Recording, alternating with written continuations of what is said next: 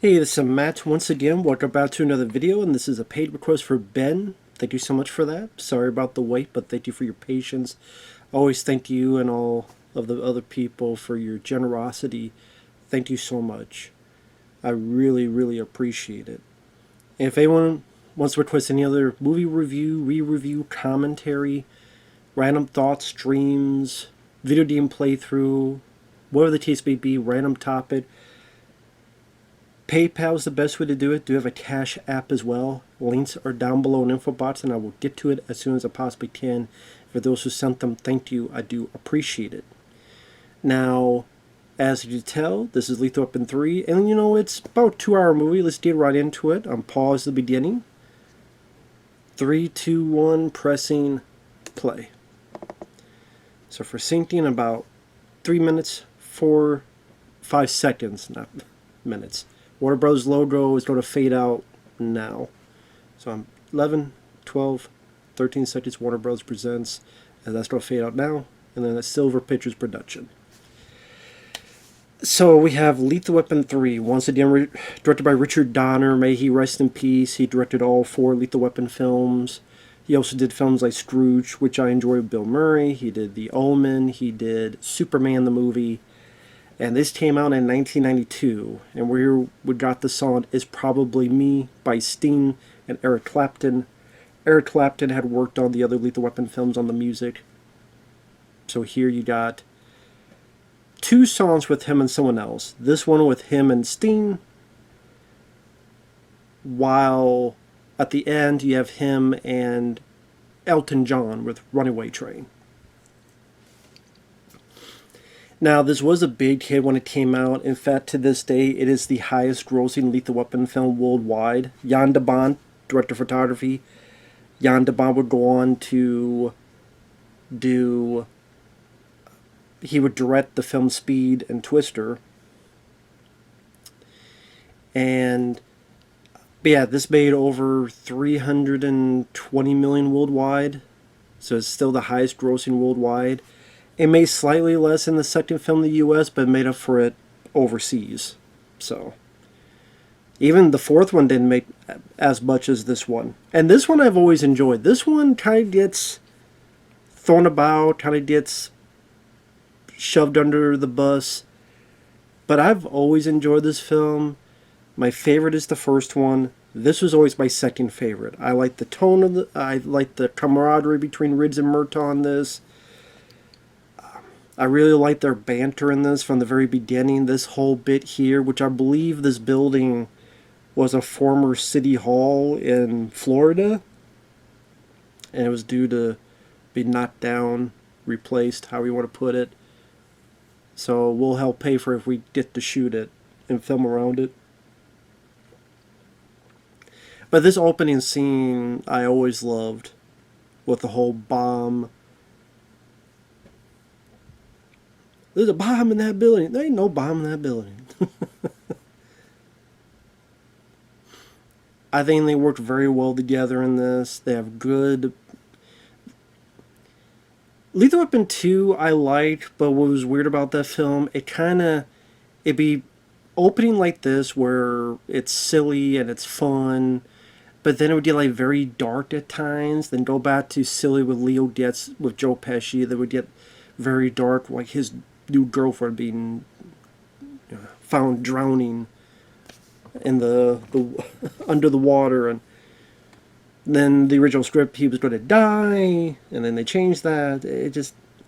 I just thought this had a more consistent tone, at least for me. I mean, the villain isn't the best. I don't mind him, but I think they could have done. I think Stuart Wilson does fine, but I think maybe with a more established actor that could have elevated that part to something more. Well, like that. I'm not listening to you. I'm not listening to you. Of course, coming up, one of the parts I also liked is the cat. Almost had a catastrophe, didn't we? He's messing around. Yeah, it's fine. Yeah, sure, open the door. No, not that one.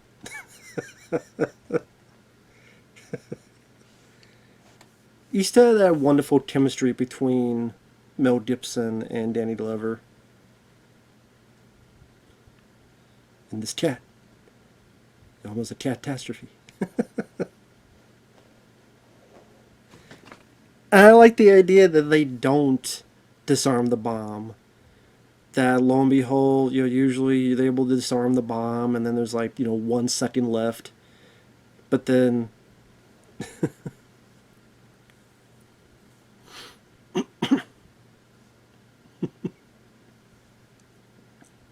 it's a massive explosion too. I mean, nowadays that'd be done with CGI or CGI enhanced, but the fact you had to do that all practical for real makes it that much more memorable.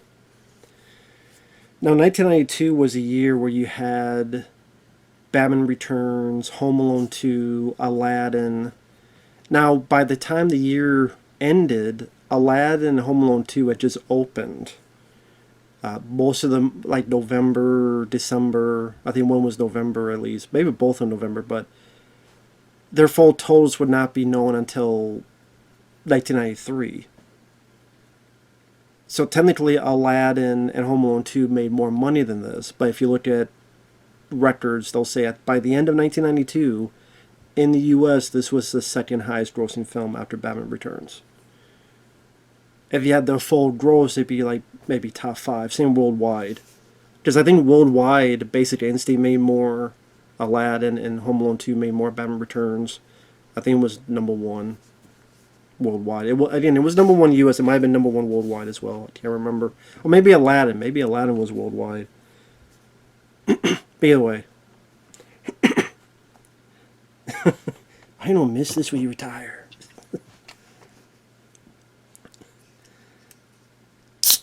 And this is when he had the mullet. He had that mullet like he had in the first two. Raj. Yeah. Get the cat. Grab the cat.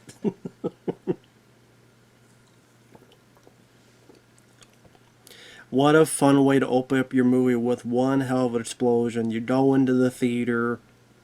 You help bang for your buck. Maybe fans thought this film was too silly. Maybe they thought it was too goofy. The first two films probably you would say had more of an edge to them. But I don't know, this one I just never minded. I just thought it was fun. The cast worked well. I liked the story. I liked the setup with the guns, that they were armor piercing. And even the whole bit with the Danes and how it involves Roger's family, Roger's son. So it was a little bit close to home. Dirty cops. Which, hell, that story, you could say, more fitting today than some of the other stories. I think Stuart Wilson, the villain, I think a lot of his stuff was probably cut out. I know they wanted people like Al Pacino, Jack Nicholson, Gene Hackman, Michael Keaton. Michael Keaton would have been a good choice.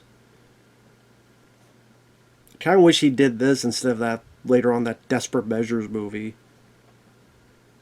Michael Keaton I could see as the villain. That would have been really cool. And I thought this was a fun idea for them to be back to in uniform. I should have cut the red wire. You did cut the red. No, I cut the other wire. Every day until I retire.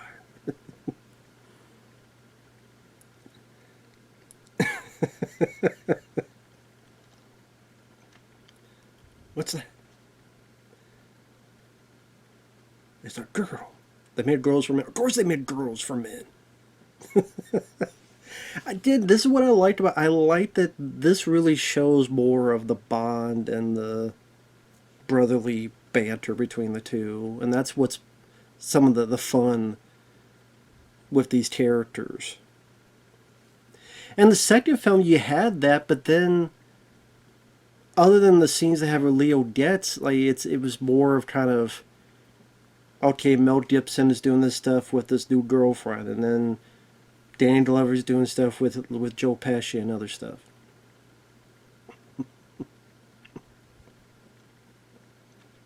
I mean, Grant, you could not get away with this today, where Mel was, acts crazy, and then, Dave's trying to be the good cop, and why don't you just shoot him right now?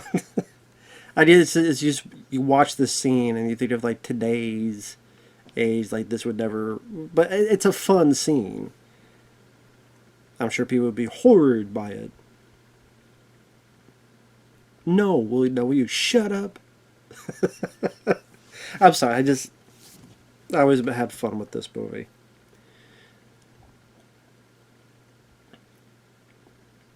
This is Mel Gibson in real life. We can make it look like an accident.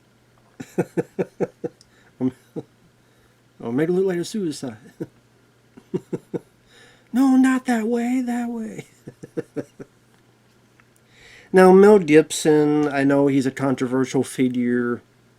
He got drunk, he said some things that you're not supposed to say, and he was wrong to say them. I don't know the guy personally, don't know his everyday life, don't know how he is in everyday life. What I know is that he apologized again and again. When I hear him talk nowadays, I get what he's saying. He's apologized. Danny Glover vouches for him. Whoopi Goldberg, other people vouch for him. I really don't know what else to say other than he's apologized. He's a damn good actor. He's a good director. I like Hacksaw Ridge. I like him as an actor. Conspiracy Theory. I like The Road Warrior's great. I like Lethal Weapon 4 is a film that's grown on me. Some people have asked me, what's a film that's grown on you? And when they ask me right then and there, that's tough. I go blank. But then I'm like, oh yeah, Lethal Weapon 4, that's a film that has grown on me. So if I ever get asked again, I remember Lethal Weapon 4 is a film that has grown on me. It's not as bad as I thought it was back in the day. But look at that. I mean, we got a big explosion. Now we already got an action scene. We're 11 minutes in. We got this car chase with Dolores driving. I like this character. I like that she keeps hitting on Danny Glover's character throughout it. A nice competent action sequence here.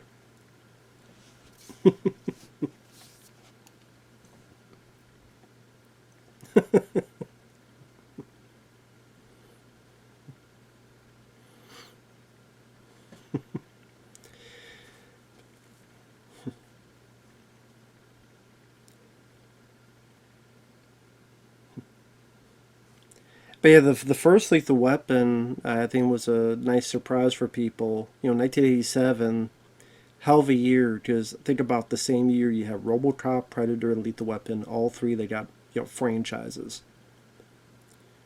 I mean, you can't say that this year, or even last year.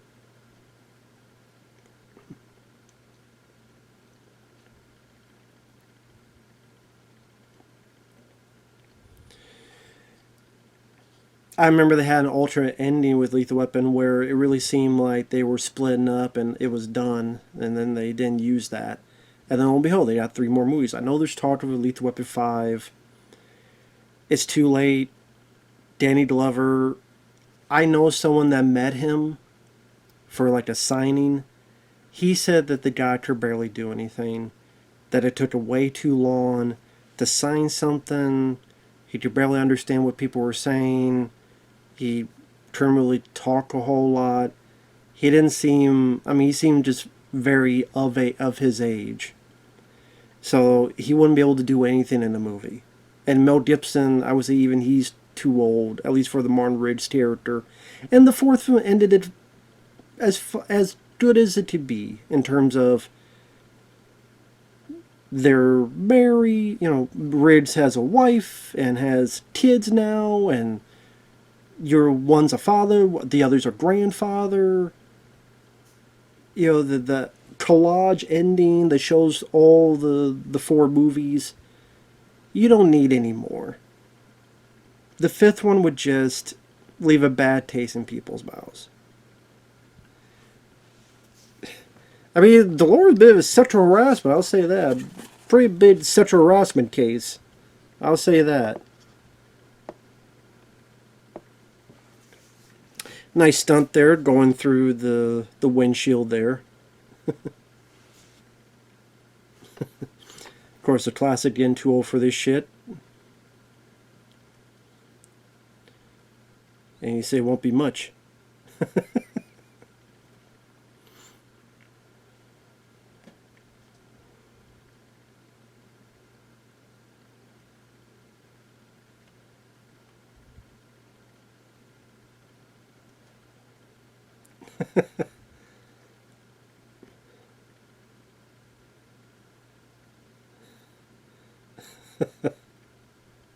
So she kissed me.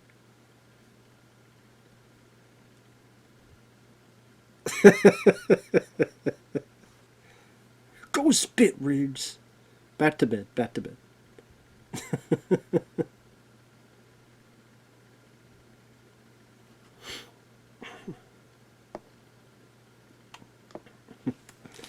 So I just wanted to listen to that piece of dialogue. Now, if I understand, in the original script, there were a couple different things compared to what we got. One was, yeah, the character Rene Russo played, but it was going to be a guy. Like a guy that was even more of a loose cannon than Riggs. And Richard Donner was like, no, I want it to be a lady, and I want it to be Mel Gibson's girlfriend. So that was changed from the original script. Also, I believe Leo Getz was not in the original script. Apparently he had moved, was from like LA to New York or something. He had moved, and he wasn't in the movie. And then Richard Donner's like, no, I want Joe Pesci in the film. And that's why his stuff does seem like it was added after the fact. Because his stuff doesn't really affect the plot. His stuff doesn't really affect the main story. So, because they were kind of additions, later additions into the script. But I'm glad he came back, because I like Joe Pesci. They even had him part of the marketing, where how many posters is the two tops and Joe Pesci's in the middle. Because Joe Pesci made such an impression in the second film. I think a lot of people could easily say that Joe Pesci was one of the best parts and surprise bits in the second film.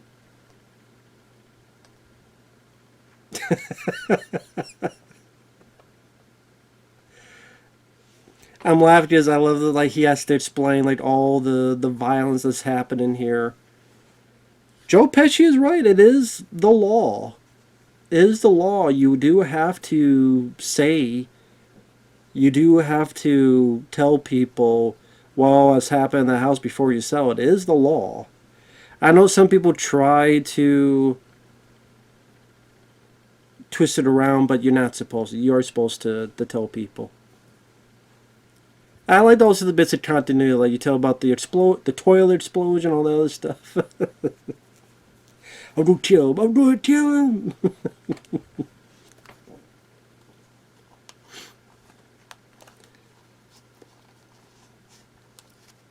Right here, where I'm gonna kill him. Danny Glover's really good in this. That son of a bitch! I'm gonna kill him. You steer him to death.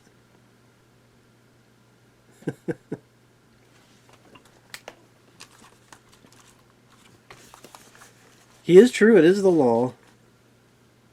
On the law.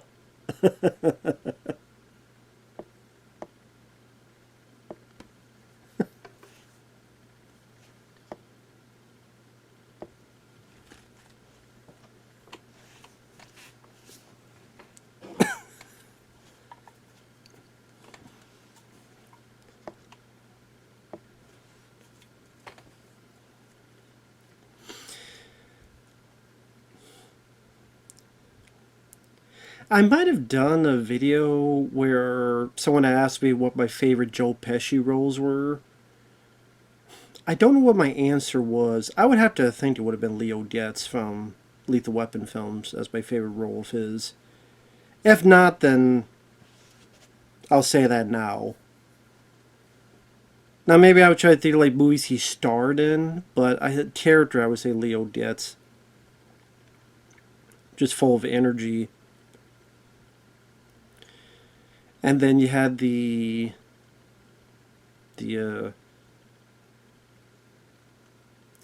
I think Joe Pesci, he was on this trajectory where you had Lethal Weapon 2 in '89, then Goodfellas, which I think he won the Oscar for, and then you had Home Alone, which was a huge hit.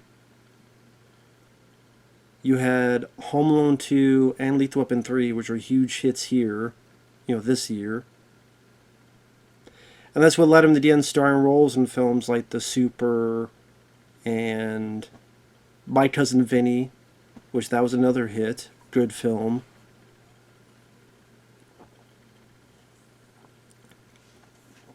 So Joe Pesci was a thing for a bit.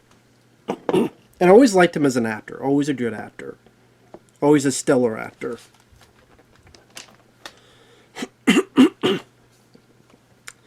Yeah, he did retire for many, many years. He came out of retirement for that, The Irishman.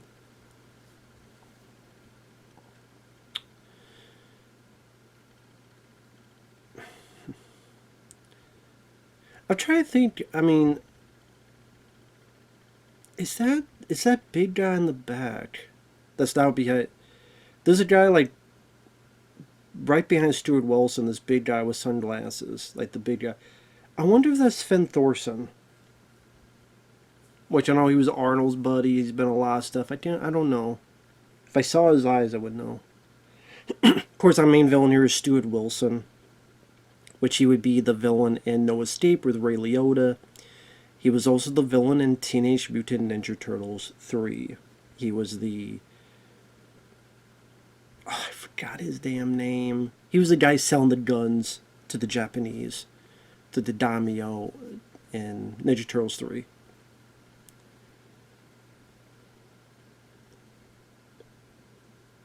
And part of me is like, I kind of wish the type of character he played in that was like this movie.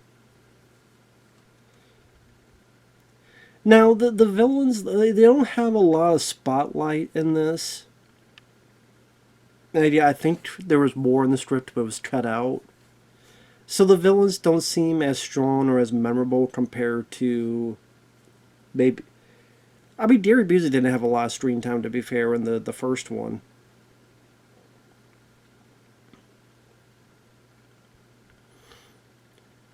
So I don't know, maybe just like Stuart Wilson. I thought he did fine. He's not one of those actors that's magnetic, that draw like Gary Busey is. Whether he's crazy or not, and nowadays I'm sure he's crazy because of, a bunch of factors. But you still draw on him. He has that energy to him. Stuart Wilson doesn't really... And I think he does fine in this movie, but he's not this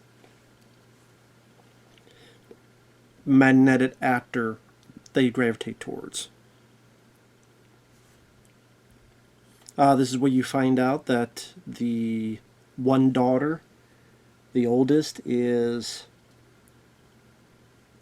a film.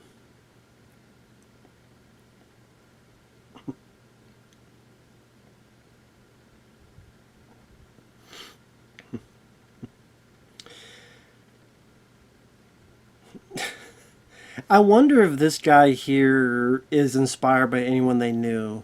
This guy as a director, like the way he acts, the way he talks.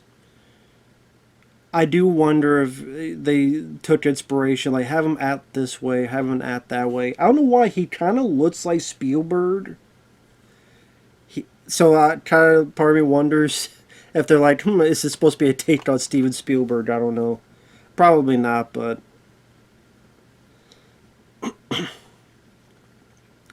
But another piece of the script was originally, since the new partner would be a guy, which I guess they later did that with Chris Rock in the fourth film, there was going to be a girlfriend for Martin Riggs, but it was going to be her, the daughter of Murtaugh. We saw hints of like her trying to, mess around with Martin Riggs' feet in the first movie. And I think that's why in the script later on you have you sleeping with my daughter. What? So some of those remnants are still in there from that old script. But yeah, from what I understand, him and her, those two were supposed to be kind of an item. I'm glad they didn't do that because it just would have been. I think it would have made Riggs a bit Stevie to be going out with your partner's daughter when you first, like when we first met her, she was very young, and even then she's still young. It just felt something about it would have been just a bit Stevie, too Stevie, at least to me. And I like Rene Russo, so Blockbuster Video, back to the day, man. When 1992 seemed like the more calmer year compared to today. You really like those, don't you? Yeah, you want one? 1992, I would have been 9 years old.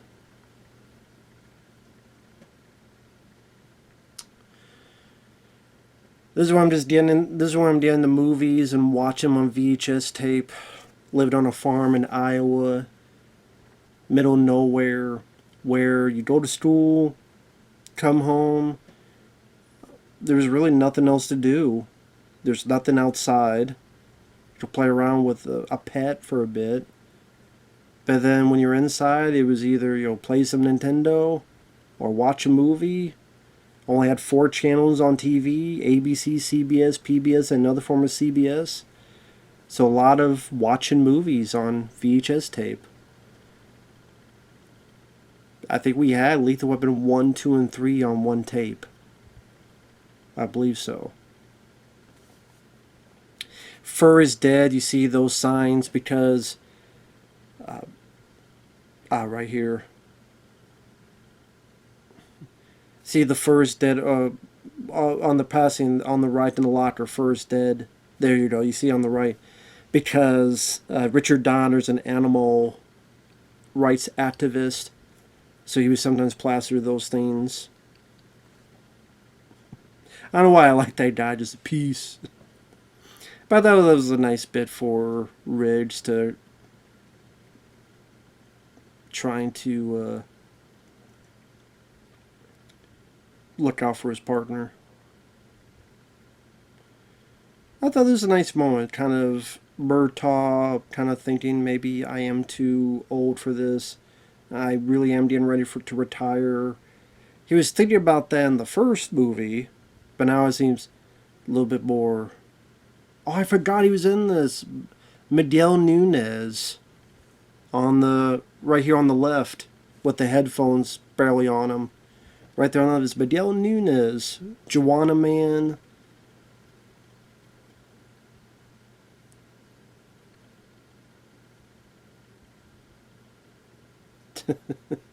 That's when they make fun of you got a girdle.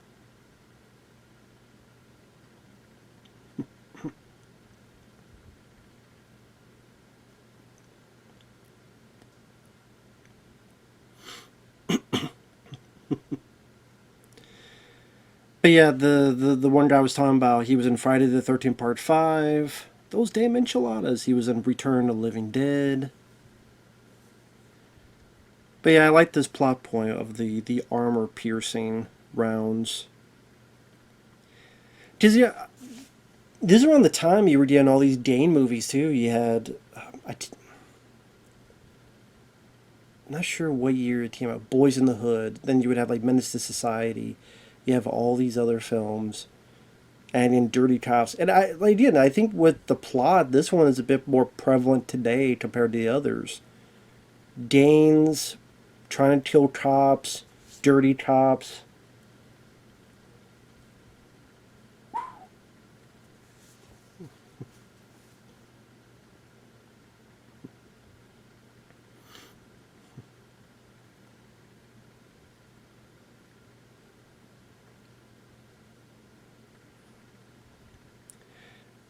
I think they did the name Cop Killers. Yeah, because I remember at the end, Murtaugh throws it to Riggs.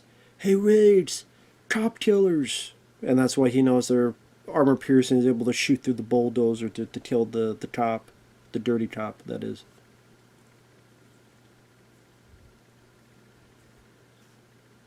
It kind of would have been cool if, like, maybe this was a character from the first film. But at the same time, there's, like, who else from the first film would you know?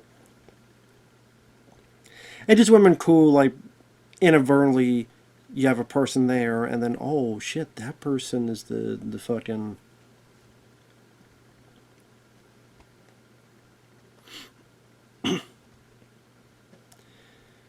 Also, like Ridge, fucked with him because no, she's internal affairs. She's trying to get him into trouble, and just the confusion right here, like.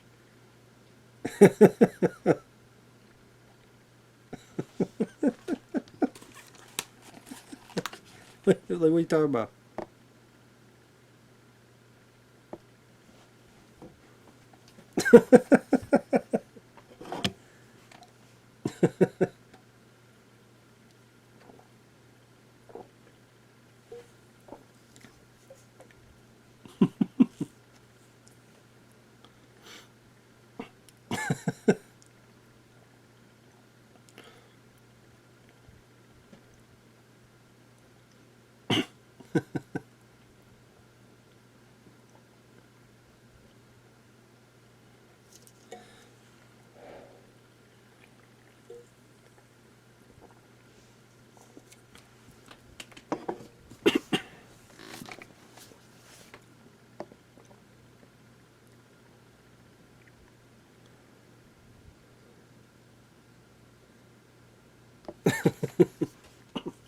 And I like Rene Russo as well. I always liked her as an actress, whether it be in this film. It's one of my favorite roles of hers.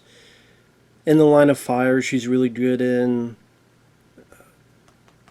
Outbreak. I can't. Was it Thor? I think Thor is like the last set of movies I remember in because she was Thor's mom, I believe. Thor and Loki's mom, and she gets killed. Because she appeared in Avengers Endgame. Because I think Thor was a Loki. God, I can't remember now. I know she has a scene in the Avengers Endgame. Now, of course, the captain here is Steve Kahan.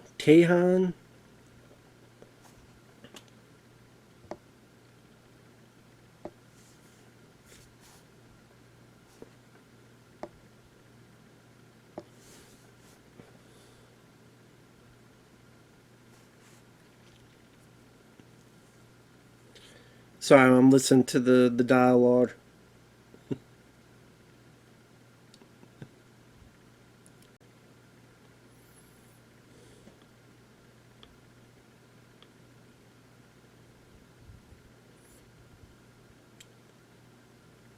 Chaos and he's Boam.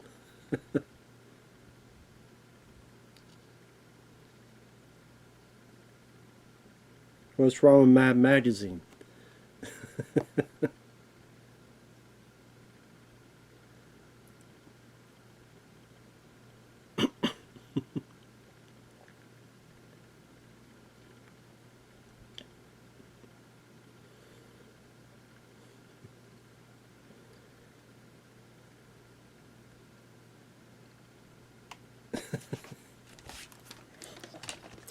I always liked this guy, Steve K. I think sadly he's passed away. He played the captain in all four of these movies. Always didn't have a whole lot to do, but it was still nice to see him in these films. He would appear in other stuff too. He had a big part in Predator 2. The guy who plays the captain who's sitting in the chair, Steve Cahan. He was in Predator 2. He was a guy warning Danny Glover, you're not allowed to go in the building. And then Danny Glover's like, they did kiss my sweet ass.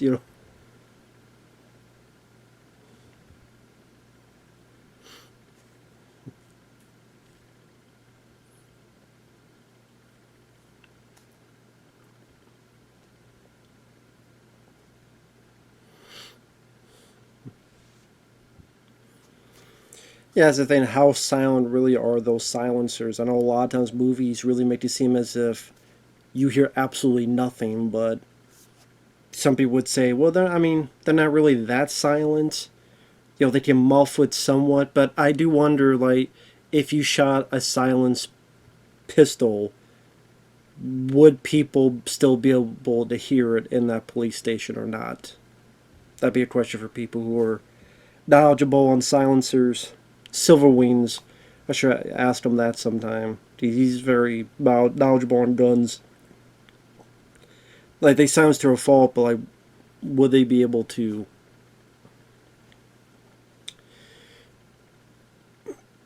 Would people still?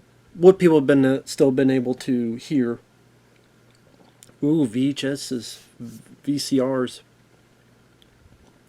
from back in the day, man. That's how we saw our movies. VCR, VHS tape, which is a novelty. I will say it's a novelty, nostalgic.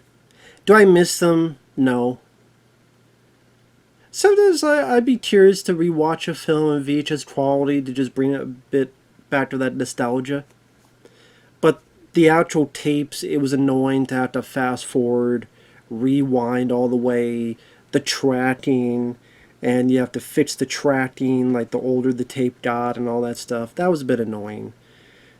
It was always cool though, like when you rented a tape. It was always that wonderment of what trailers are going to be at the beginning of this. Sometimes like, there's nothing. But then sometimes like, ooh, what's the preview for this? Oh wow, that movie. That was kind of the thrill of renting a movie. Of what trailers, because obviously they don't try to put trailers on rentals because they want you to rent those movies as well. Hopefully.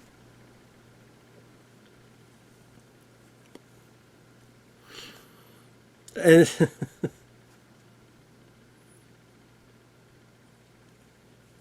this was a way to get him a little bit into the story. Yeah, I know this guy.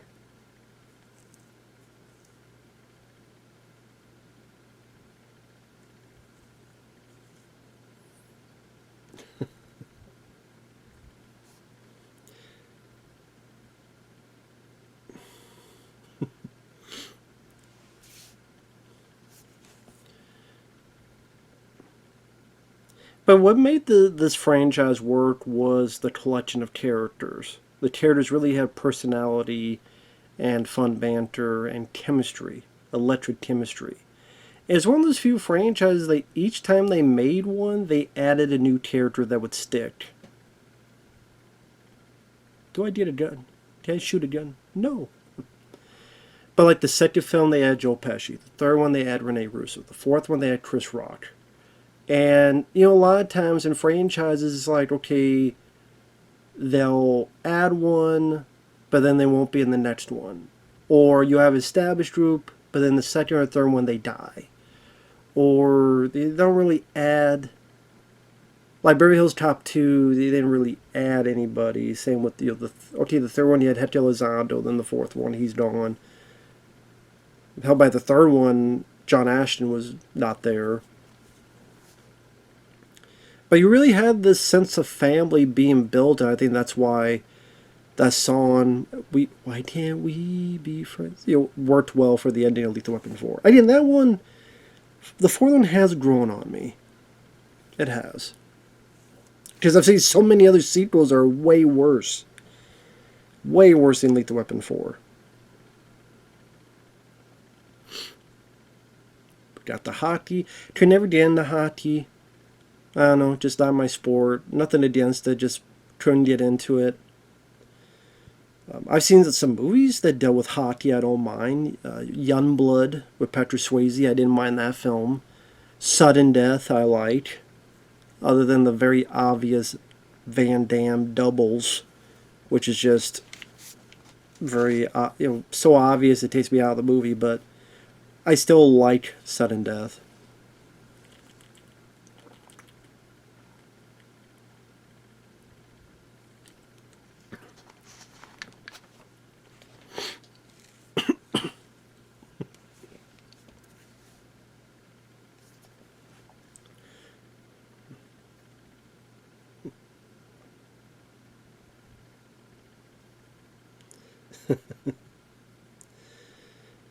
There's a bit of a speech to get him nervous, get him cautious, maybe panicking, maybe make a stupid mistake.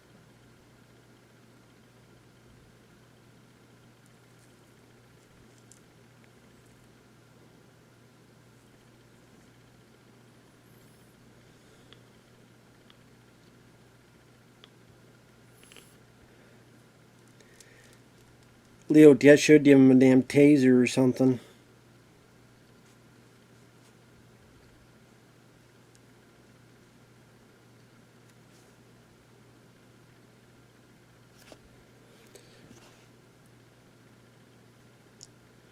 This is very random. Sorry, I was just looking at the camera here. I had this random guy comment on one of my videos, like a guy I never heard of before, complaining about how I wear my hat. Like, why isn't it tightened up? I'm like, why? It should be so tight there's no circulation? If that's how you wear your hat, where it's so damn tight there's no circulation, no wonder he's a potato head. Sorry, just some of those random things.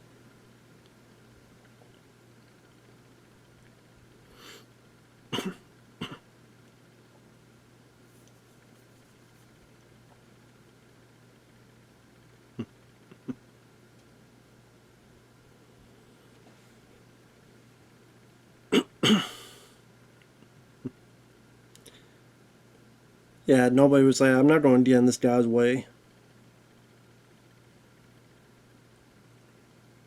I mean, I guess if you think about it, it was a pretty pointless scene because nothing was really solved or achieved. I mean, there wasn't really a big action scene. There wasn't really any big stunt work involved. Unless you really like hockey. It didn't really further the story. It didn't further the plot.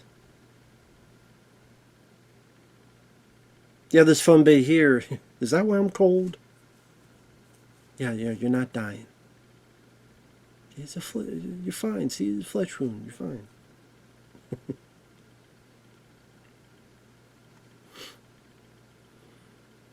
It's just crazy the hair that he has in this. Joe Pesci does.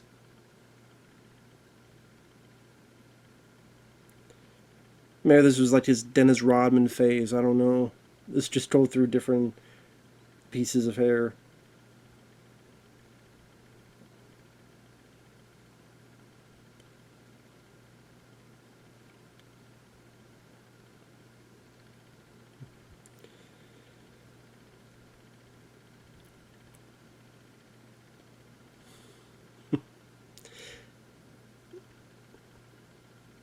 But this might have been another bit with the script where, again, because his character was added later on, like before filming, but it was added later in the stages of the scripting process. They're like, well, we can't have him, too intricate because it would mess around the whole plot, and we gotta find a way to get him out of the way. So we gotta come with a situation where he gets wounded, and then he's kind of not in the film for a chunk of the movie.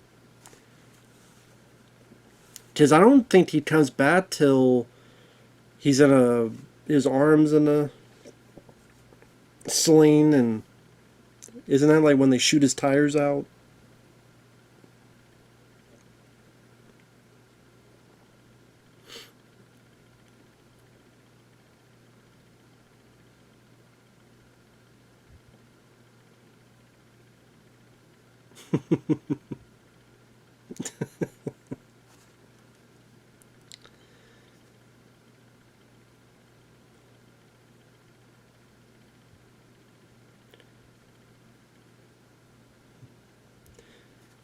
Yeah, because he's not in it for a chunk of the movie now.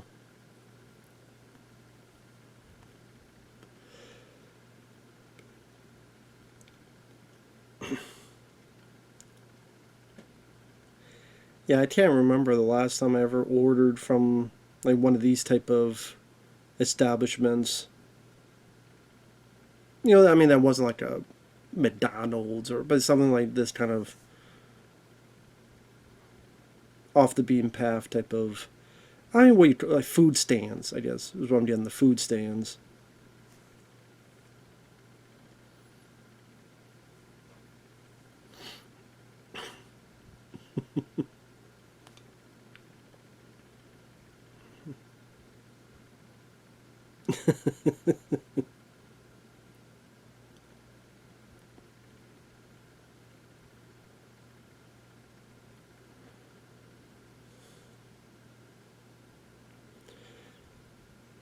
I wonder if there is something else to the whole make him quit smoking type of thing.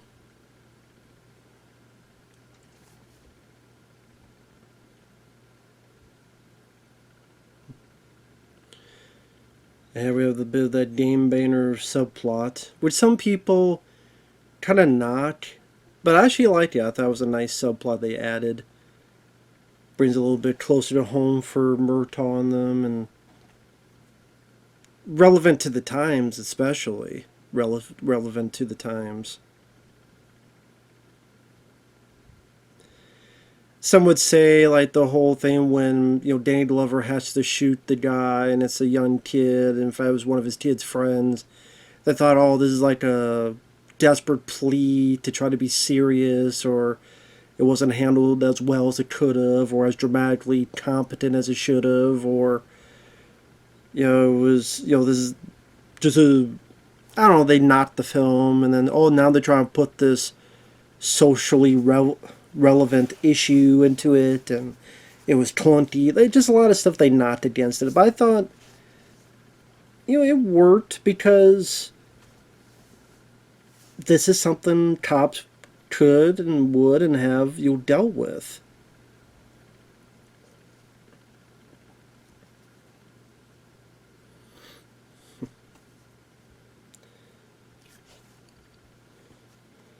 And I thought it was a nice character bit for Danny Glover. That he would feel the effects of it, he would get drunk, Ridge would try to help him. And then you employ some humor with, you sleep with my daughter. What? No. Lorna. Rene Russo's character.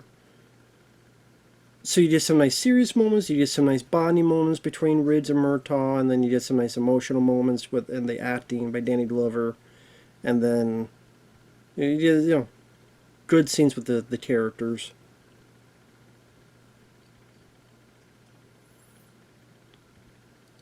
As we find as one of his son's friends. Granted, we never knew the guy, we never knew the kid. Just very briefly, driving by. Maybe if we had a scene or two where he came by and met the family, was very nice and courteous to them. Hello, sir. That type of thing. Then maybe we'd have at least a semblance of a connection.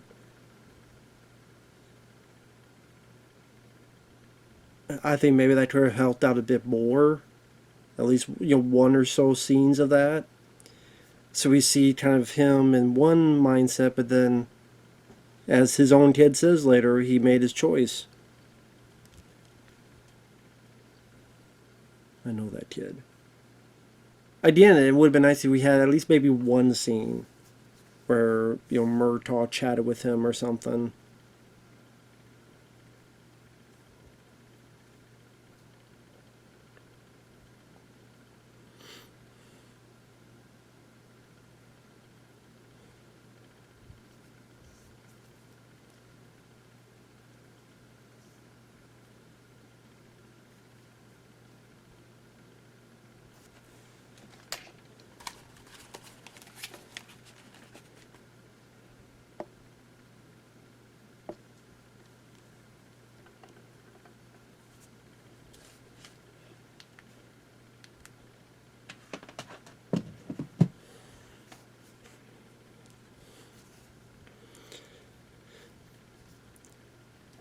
Plus, it brought more to the family, a little bit of something to do other than being in danger.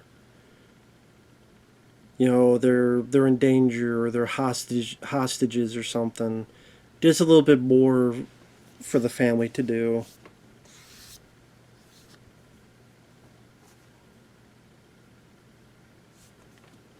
He got some good acting out of Danny Glover. I thought he performed this bit of Roger Murtaugh very well.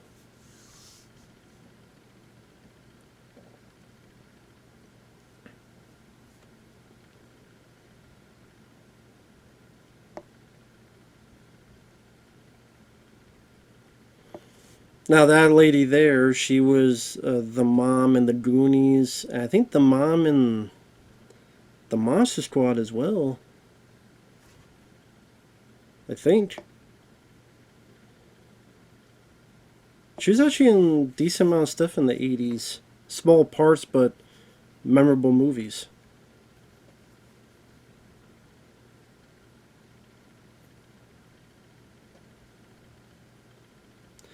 Now that guy, I know I've seen him in stuff, but I cannot remember. But I know I've seen him in other movies.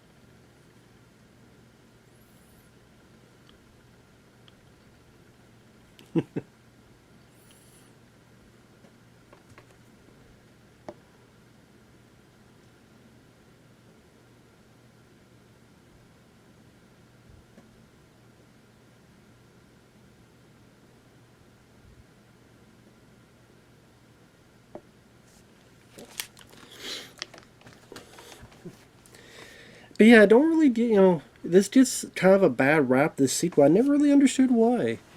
I think if you like the characters, it's a worthy successor. To see these characters and, the stuff that's added, the Rene Russo character, I think she fits right in. She's able to handle on her own with the rest of them. She doesn't feel too out of place or too out of left field.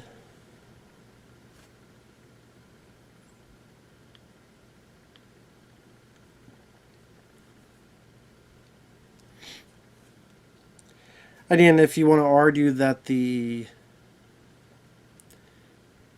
villain isn't the best, I can understand that. I don't think he's awful, but he's not as memorable compared to other villains. If that's a weak point, I can understand that. I could see that. Like Jet Li, definitely more memorable villain. Gary Busey, more memorable villain. Even the one guy, diplomatic immunity, was it Joss Ackland, who was in Bill and Ted's Bogus Journey.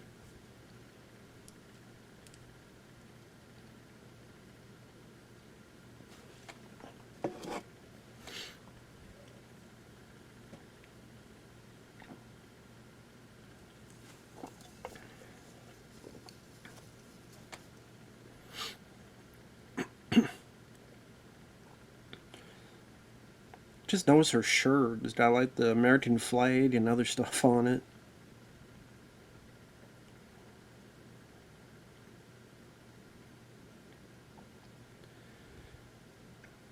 I was talking about this weird shirt like that, just collage of different things. I love those old school computers too. Just see how advanced computers have gotten. Like my phone is more advanced now than these computers, where it would be just green on the screen, green numbers, green letters. That's it.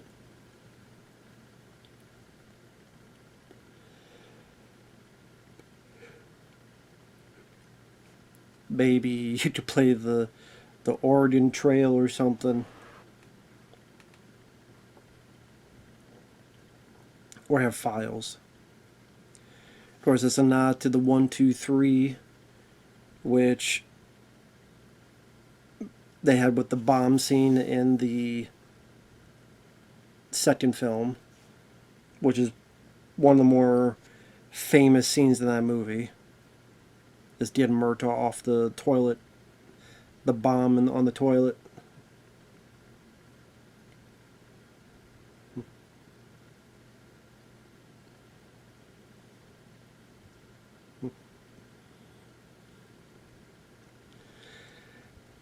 I don't think I'm watching the director's cut. I know there's another cut of the film. I think I'm watching the theatrical cut.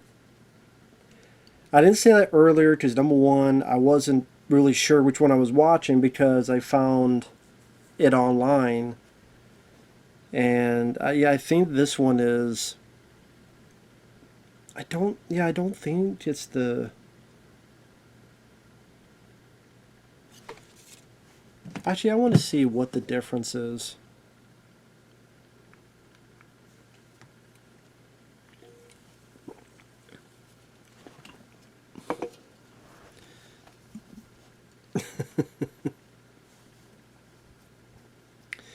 And then when the dog is being confused, reads, "You crazy."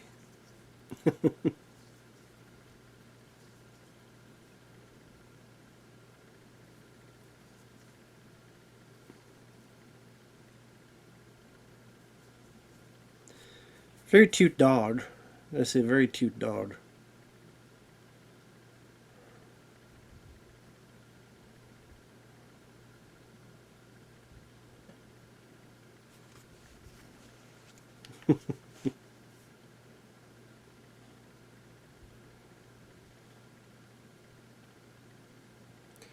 I'm looking up to see what the difference are between. Tis the director's.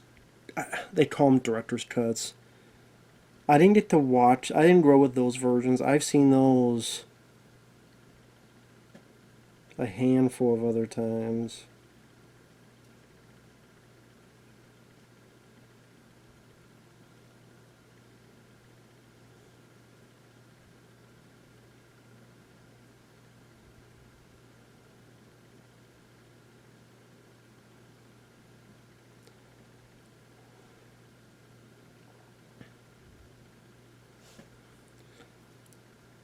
Ah, that guy there with the kind of red maroon, red suit back there, that's Nick Chinland. I remember him because he was, yeah, that guy with the like the red, maroon suit. He was in the X Files as Donnie Faster. He was in an episode called Irresistible, and then he was in a second episode. He was the guy that collected like finger, dead people's fingernails and hair, and he played a psycho and later went after Scully. He was also in Con Air, this guy, Nick Chinland. He was in Con Air, where Nick Cage tells him, "Put the bunny back in the box." And him and Nick Cage have a fight. "Why didn't you put the bunny back in the box?" And that big guy is Sven Thorson. The guy, not the guy who had Mel Gibson held up, but the other guy. On the far right. Sven Thorson, he was the. Yep, that is him. We just had an up close face. Sven Thorson was one of Arnold's buddies. He was the security guy and the running man that at the end, "I gotta go store some steroids," and leaves Richard Dawson to Arnold. He was also in Mallrats as LaFours, the mall security guard. He was one of the bad guys at the end of Conan the Barbarian. He's been in a lot of stuff. He was one of the stars of Abraxas. He was the villain while Jesse Ventura was the hero.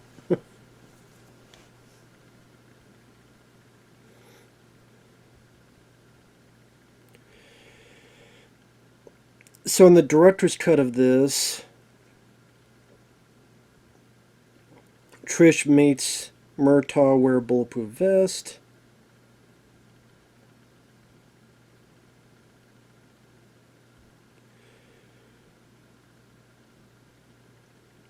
There's a shot of Ridge's trailer that's being rebuilt from the second film. The carpenter from the second film, who was working in Murtaugh's house, he's back. And we get to see Ridge's old dog playing with the new dog. So we see that the old dog is still there. So if this scene is in this, then it's a director's cut.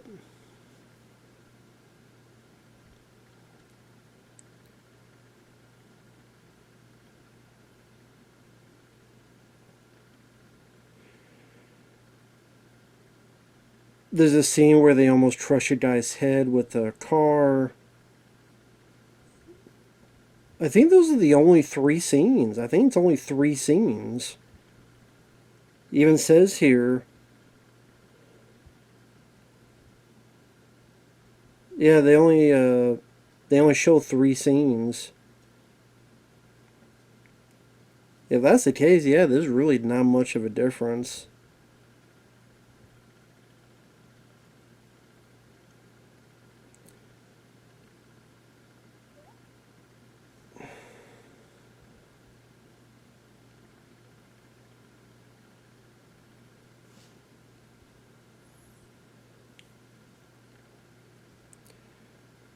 Yeah, this guy, they threatened to run over his head with a car if he didn't give up where the bad guy was at. A scene where someone visits Riggs watching the Three Stooges with the 2 dogs at the trailer. And then Trish forcing Roger to wear body armor. Just those 3 scenes. So yeah, not a whole lot of difference.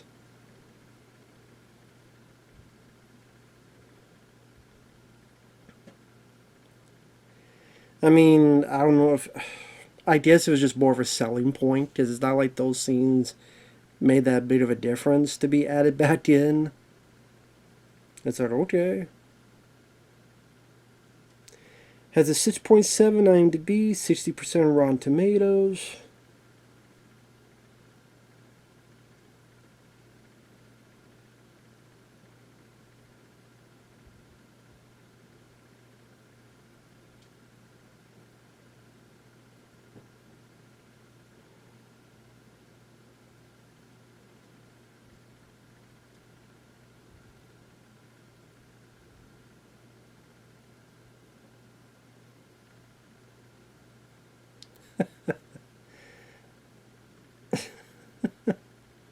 The PC version of the Three Stooges game.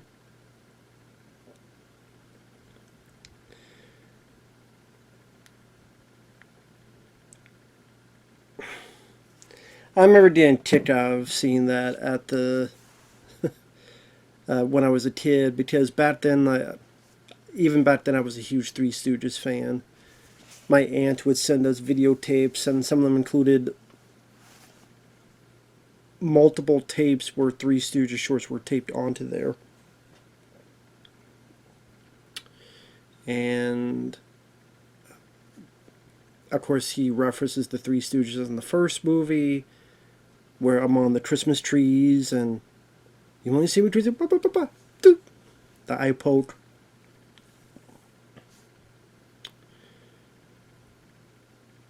Lethal Weapon 2, there's a reference, eeny, meeny, hey Mo. And then this one.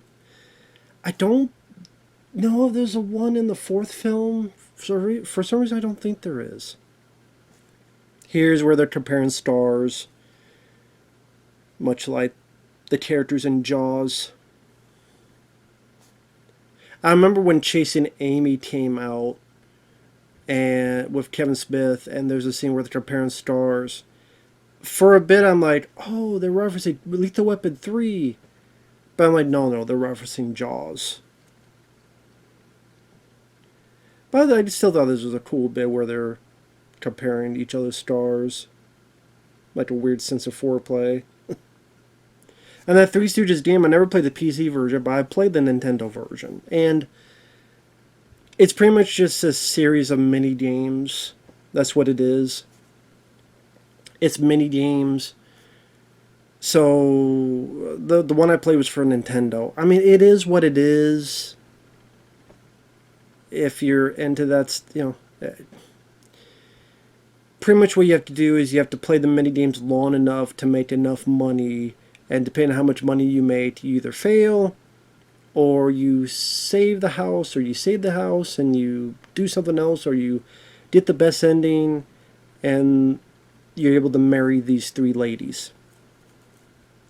And the mini games are, there's a pie throwing thing where depending on how you throw you push the controllers, you can control each stooge to throw a pie or duck while the other people throw their pies at you. There's one where you gotta control Larry and maneuver these obstacles to get to this radio to bring it back. Based on the episode that they Pop Goes the Weasel, where Curly's, when he hears that song, he goes crazy, which helps him win boxing matches. There's the bit where there's like clams. You have to use like a spoon to get each of them out of the soup. Which, if you know what you're doing, that's where you can ratchet up the most money. There's a hospital thing where you have to like go fast enough, but you gotta try to avoid hitting people. You're at the bottom. You're going up top. So it's like I said, a couple of mini games. There's trivia. Like I said, it's fun for what it is, but I mean, if you're not into those mini games, you're not gonna like it. I actually like to play that sometime.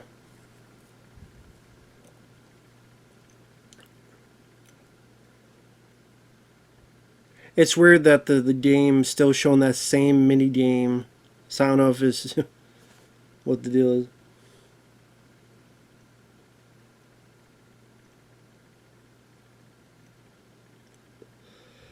Oh, this is where he finds Murtaugh drunk.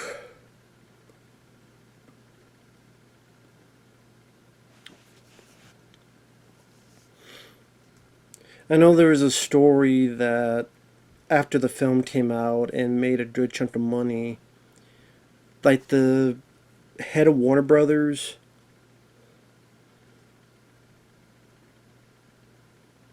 actually I'll get back to that because this is a pretty good scene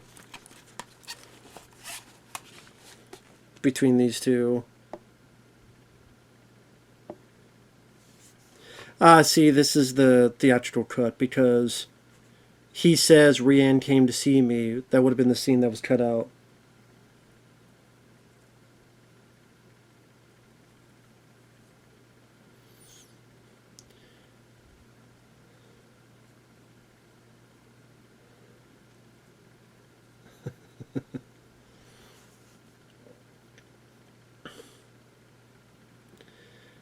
Kind of that's reverse, so we're now Glover's going crazy and Riz has to be the sensible one.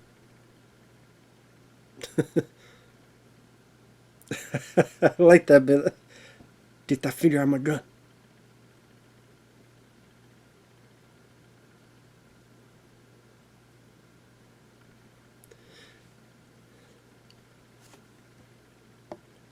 If you listen closely, he says, "Take that finger out of that bottle and give me that gun."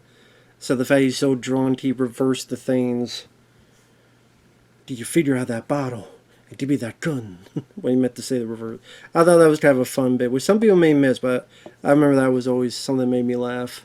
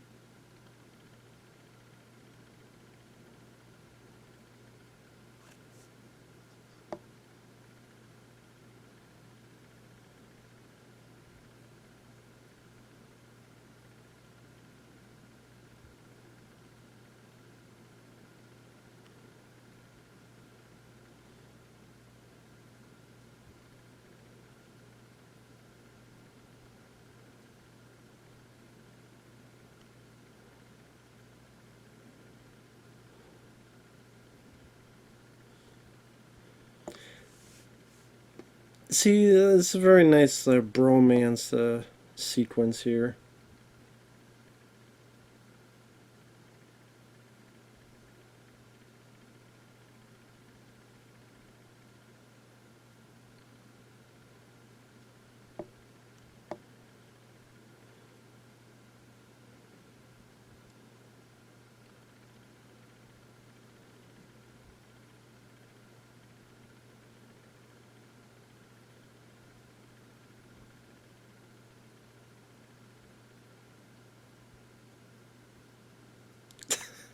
I like how he looks like he says "I love you," and the way like Mel Gibson kind of looks at him like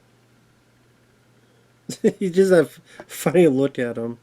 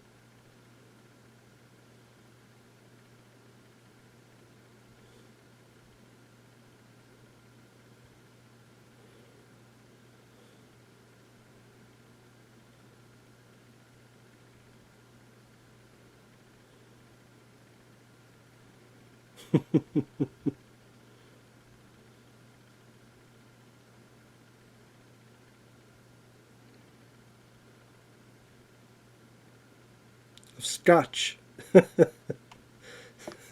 We're in the middle of a case of scotch. Sorry, I know I was silent with that, but yeah, I think that's a really good scene. Like scenes like that is why I enjoy this film. I enjoy this film as a sequel. I enjoy this film's continuation. That's a good character scene between those two guys. That's why I was so silent for that. So that's why I liked this film. Is the character work. And so that's how it works for me. If I really enjoy the characters, when you have characters that are likable, that have a chemistry to them, that I'm just fine watching them enjoying their lives or going about their lives, I just still enjoy it. Ninja Turtles 2 Secret of the Ooze. One of the reasons I enjoy that film is the character moments between the family. Playing football with their pizza or little brotherly moments. That's what appeals to me in those movies. Now you're hoping that there's good set pieces and stuff of that nature of action among other things, but that's what appealed to me was that bit.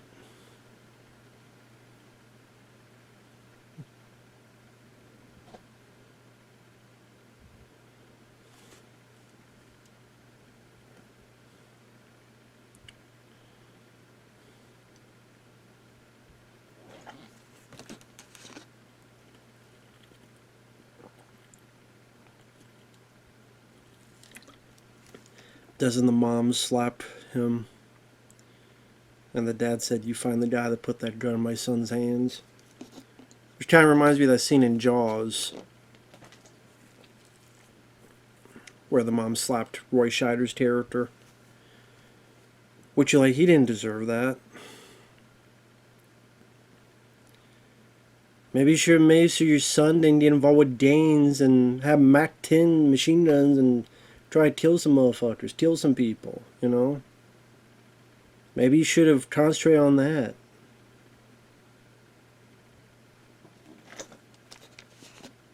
Just saying.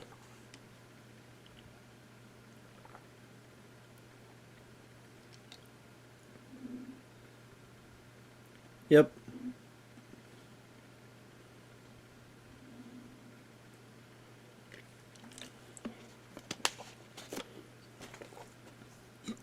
I would say, where were you too, Mr. Dad, Mr. Father? Where were you?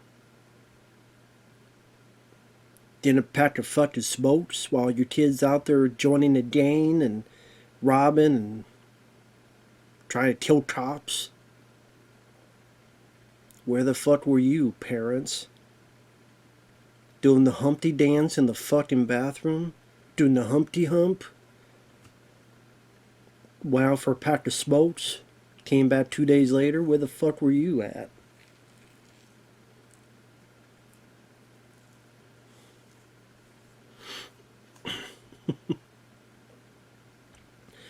I love seeing a pissed off, angry Danny Glover.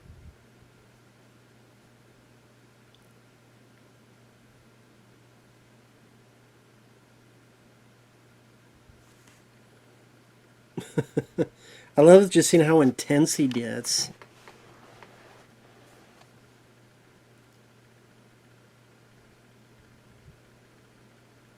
Now, this guy here, it would cut to a scene where they take that guy, not this guy here, but that guy before, and they would put him, and there's a car ready to go on his head. And hey, women drivers, just want to say, if you don't want to get your head crushed, better tell us where. But I guess they felt it wasn't needed, which I could see why. You could assume they got the information anyway, so it didn't matter. Because we're going to go right into this where we're going to get an action scene as well with Rene Russo's character.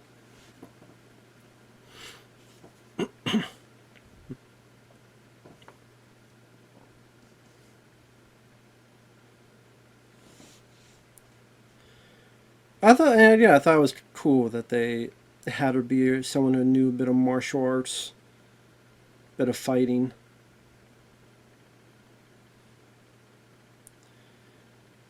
And I don't know how much she did it herself or how much she trained or whatever.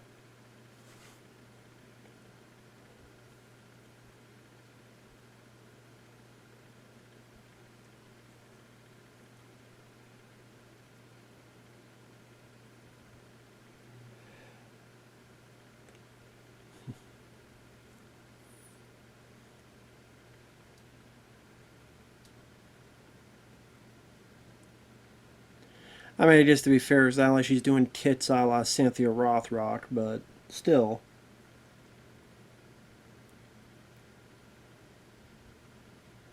So, again, I don't know who did that kind of jump kick. If that was a double that kind of did that jump kick or whatnot.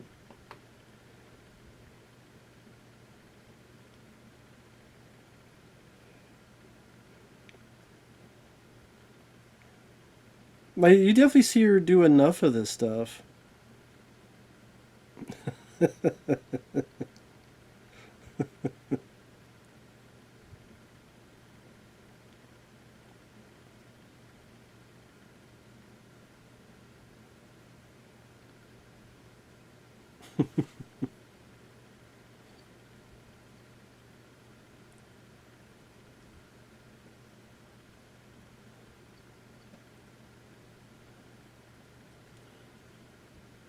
Oh yeah, this is where the captain gets kidnapped by Stuart Wilson's character.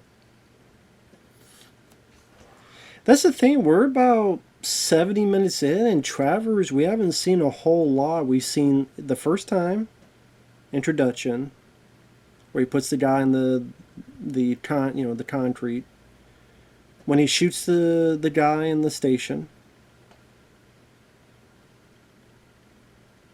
I think there was a bit with a phone call. And now here. So is this like the fourth time he's appeared? Maybe fifth.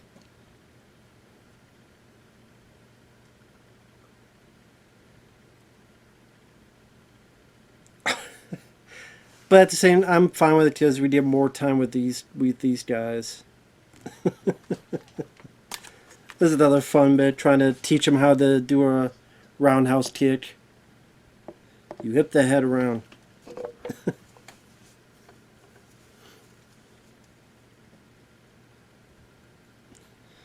It's a nice roundhouse kick.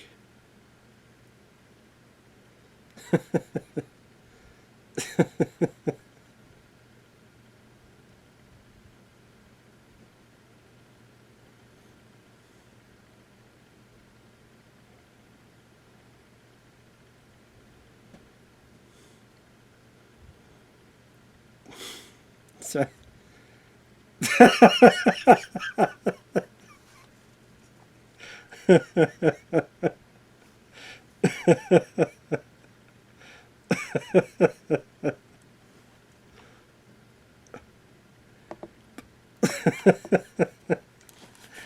see, that's why I mean moments like that where it's like character moments, like trying to teach him how to do a roundhouse kick.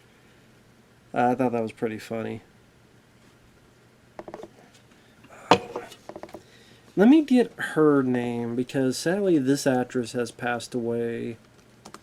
I just have to look real quick. Mary Ellen Trainor. Mary Ellen Trainor. She was in Mrs. Walsh. She was one of the moms in the Goonies. She was this psychologist in Lethal Weapon 1, 2, and 3. She was a reporter in Die Hard. She had a bit part in Scrooged. So then, think about that. You're the mom, one of the moms of the Goonies. You're the mom, the lead kid in the Monster Squad. You got to be a Die Hard. Got to be Lethal Weapon. Oh, this is weird. So the reporter in Ricochet is the same name as the reporter in Die Hard. At least it says here, Dale Wallens, Die Hard, and Lethal and Ricochet. So does that mean they take place in the same universe?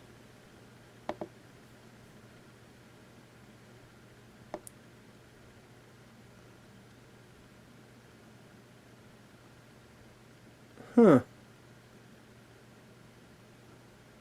Didn't I realize that? So does that mean Die Hard and Ricochet are in the same universe? She did appear in Lethal Weapon 4. She sadly passed away in 2015. So yeah. Again, from time to time, you would see her and stuff, and definitely a face people could recognize if you are a fan of 80s action films. I mean, did someone be connected with Die Hard and Lethal Weapon? And the Goonies and the Monster Squad? That's pretty damn cool.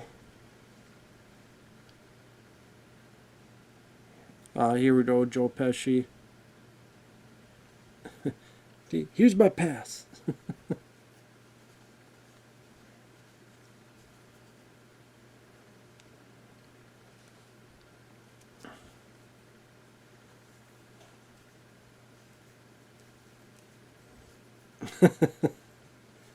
Not a lobotomy.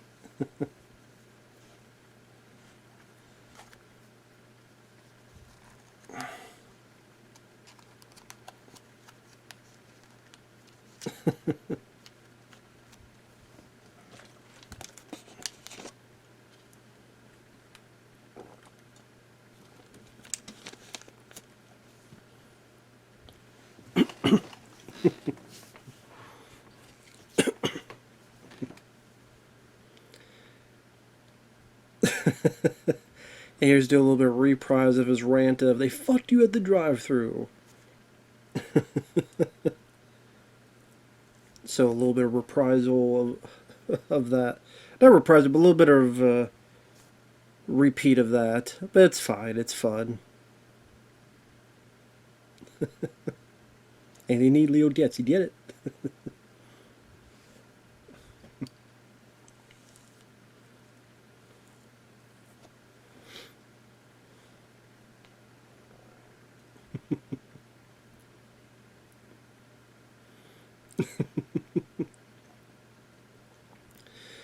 I mean, it would have been nice if he was in the film more. But I don't know how you would do it because he's not a cop. He's not a police officer. You want him to be a witness again, just like he was in the second film. So he fits for what he needs to do. Because again, it's like, well, what else could you do with him? Until like, I don't know. Maybe there's other ways you could, but can't think of it off the top of my head. But I do wonder if there were some people that go, "Oh man, we'd like to see more of him." And the movie goes by quick. We only got like half an hour left, and that includes the end credits. Because you have the end credits, which will be about 5 minutes. So that's about, uh, let's say, about 27 minutes left. You don't have an action scene here, where the young cop, the young police officer gets killed, and Mel Gibson is chasing these guys down the tracks.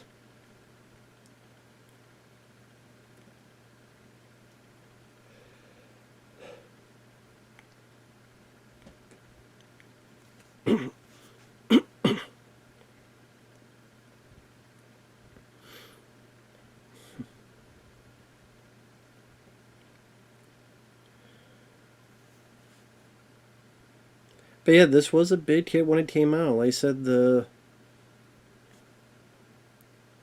at the end year totals, they could not include Aladdin and Home Alone 2 because they just came out like November or such. So by the time January arrived, they only made maybe 80 million or 100 million or something. While this had pretty much played its whole run.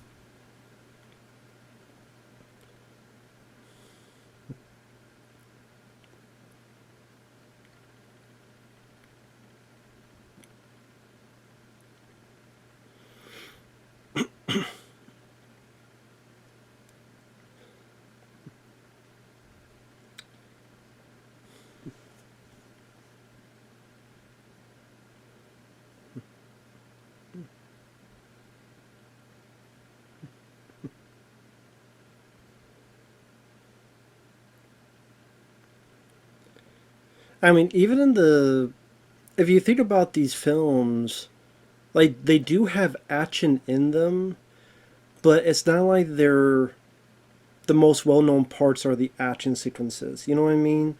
Like the first film, it does have action in it, but you have. I mean, would you call the scene, for example, when he's with the guy and they jump into the airbag below? Would that be considered an action scene? It's a stunt scene. Then there's a bit where they go out to the house and it explodes.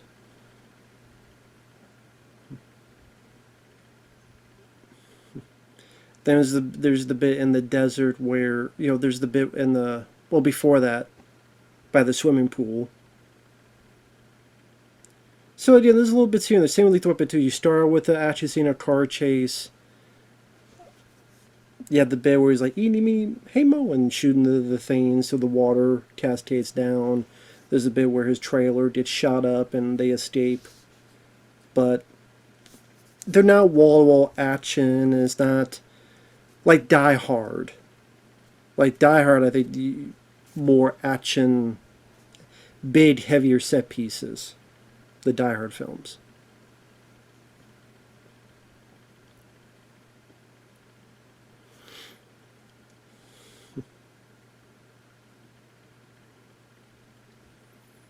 Now, of course, remember that they have armor piercing. Boom.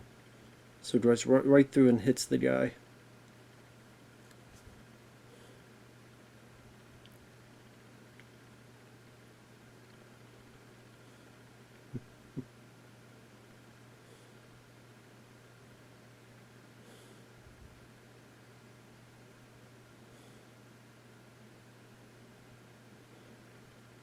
Oh, poor guy, hardly knew ye. Yeah, two guns ablazing, which that's a cool shot. Now, granted, in real life, people don't do this because it's like you do this, you can aim. But this, it's fun for the, how cinematic it is. Now, Hard Boiled, I think, came out in 1992 as well. So, but there were like John Woo's The Killer had come out. So I wonder if the Two Guns. Well, just because someone shoots with two guns doesn't mean it's from John Woo, I guess. But I think for a lot of people, the first time they ever saw that was John Woo, people shoot with two guns.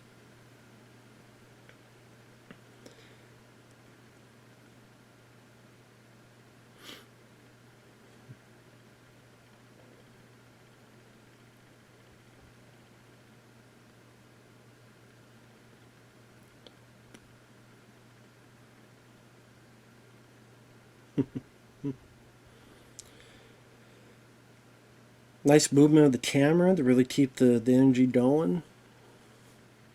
Oh yeah, and this leads to the motorcycle bit. Damn, open that door. I don't think I ever noticed when he opened that door, it hit the guy in the head. Like when Mel Gibson hit it, it went, that poor guy right in the head. Ah, I don't think I ever noticed that until now.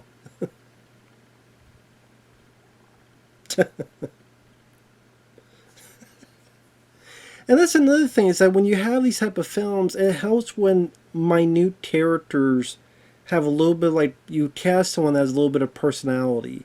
Like this guy here, this driver of this train, he has a little bit of personality, like the way he reacts, the way he talks. Same with like Dolores in the car chase near the beginning of the movie, where she's like hitting on Roger Murtaugh, like the guy who Keanu Reeves takes his car in the first Speed film. Are you insured? No, why? Those little bits can help. But yeah, this is where you get one of the big pieces with the motorcycle. Definitely one of the more memorable set pieces in the film, action wise.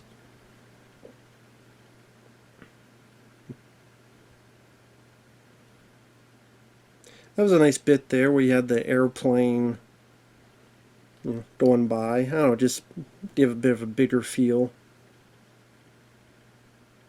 Did you need it? No, but it's still nice to have in there.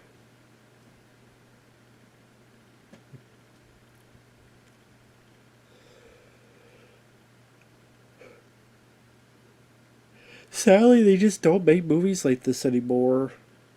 I mean, there's not a film this year that I could think of that's similar to this with the way it's filmed, let alone entertainment wise.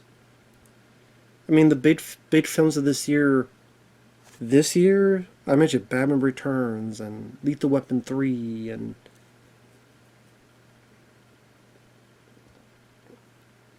like the year I'm recording this, what, a Minecraft movie? Lilo and Stitch the remake?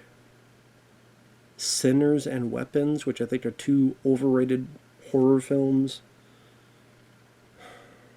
Like, that's what you have. Oh, Superman and Fantastic Four, which I thought were forgettable and boring. Been a really crappy year for movies, in my opinion. I mean, for fun, the closest was probably Fighter Flight, which I saw with Josh Hartnett, which I enjoyed. Fighter Flight, that's probably the closest. Now that barely got into theaters, and when it did, it bombed. It was more of a streaming film, so which sucks. Oh yeah, he slides and that reaction. Good stunt here. And the doing really good stunt work here. Nice use of slow-mo. And that reaction when oh shit. That's coming up in a bit. I always remember that bit. That reaction. Right here. Oh, shit. Ooh, nice to the stunt man going through all that, man.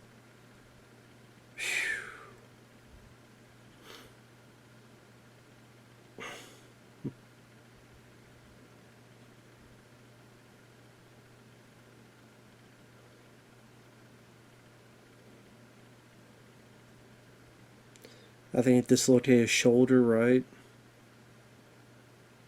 Definitely not the wind out of him.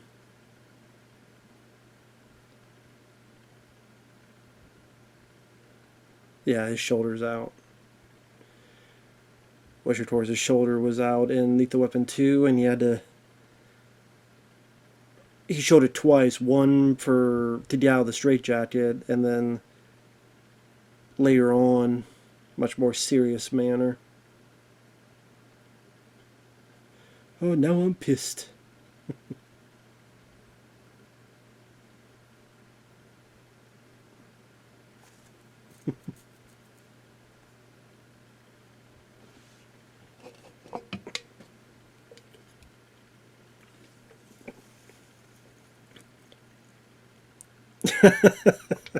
I like that he flips the cigarette.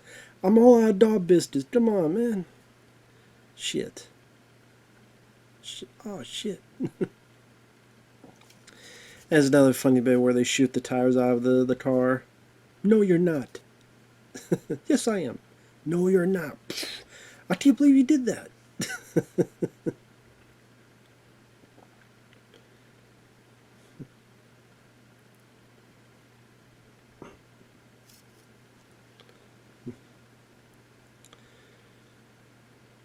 But yeah, Richard Donner at this time, before he made this, okay, he did Scrooged in '88, and I think that did okay.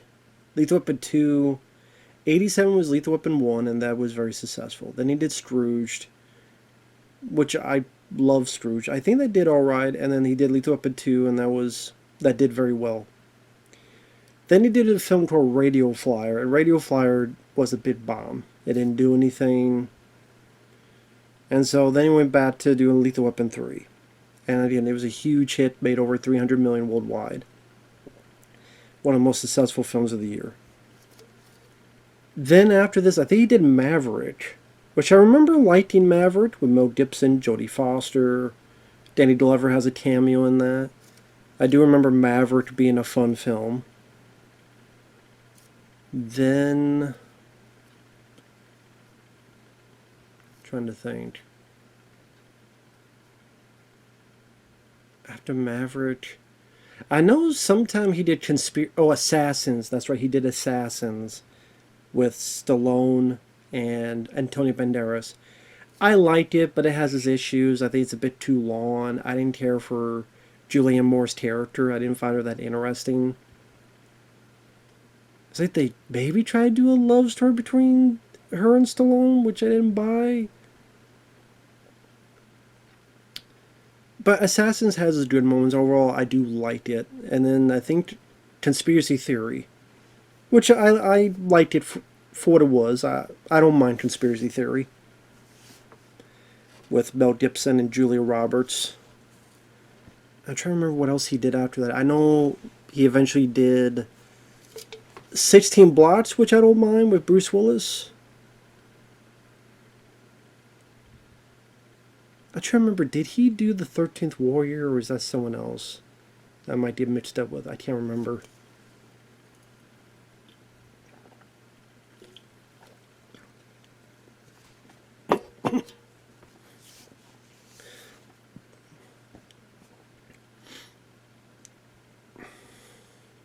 I think this was another area that was always already set up to, you know, they're already going to do something here, so we'll help you pay for it if you let us use the environment, and we could set things on fire and stuff of that nature.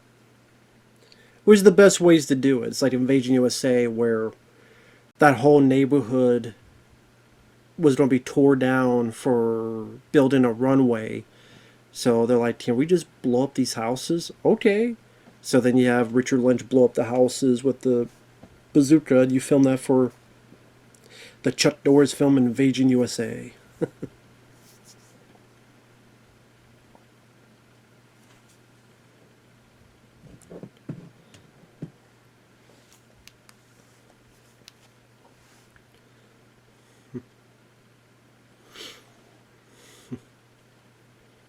Damn.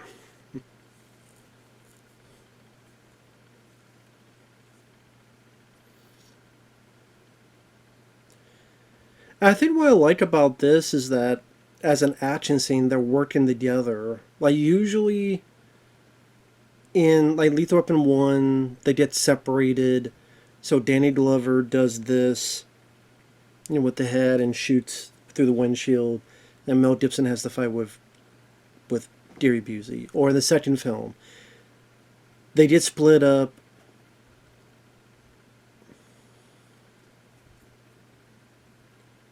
I mean, they did the other. I mean, I guess technically they get split up here as well.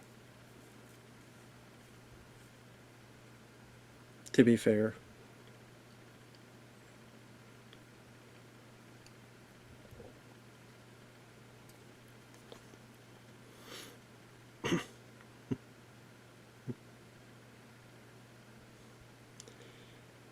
Oh yeah, he knows. He knows what's in the bad. That's the point.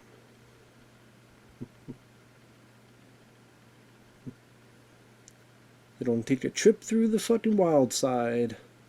Burn the whole damn thing down.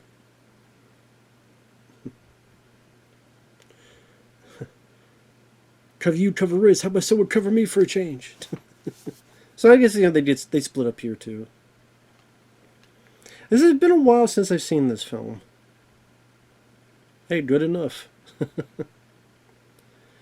it just, you watch these films, and these are films without, you're not going to see an ounce of CGI.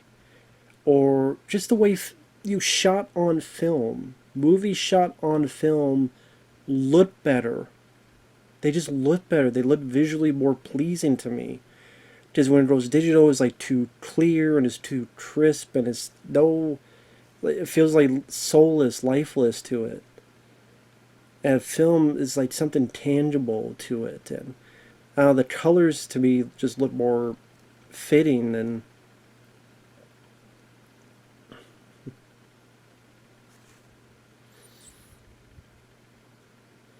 Nice explosion there.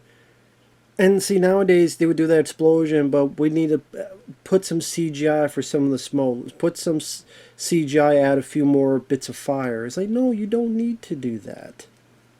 You don't need to do that at all.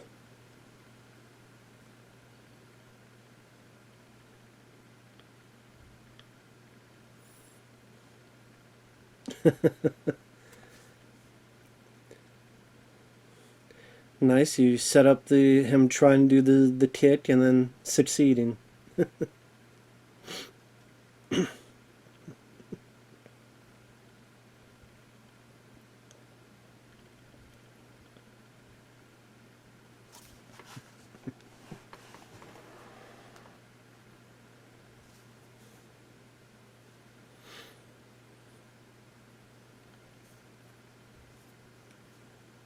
I thought that's a cool shot, him throwing that. And when the guy shoots, you see this fire cascade over the guy. I think that looks really cool. That looks really neat, the way that fire cascaded.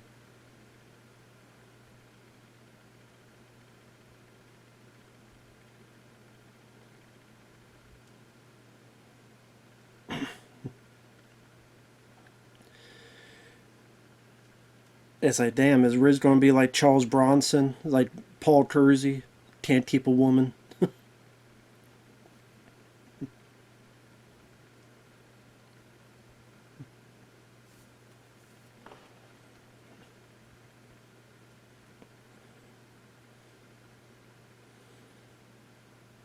I think that's where you get the top killers. Yep. That's pretty cool. throwing the thing and impaling into the guy's chest. That's pretty badass.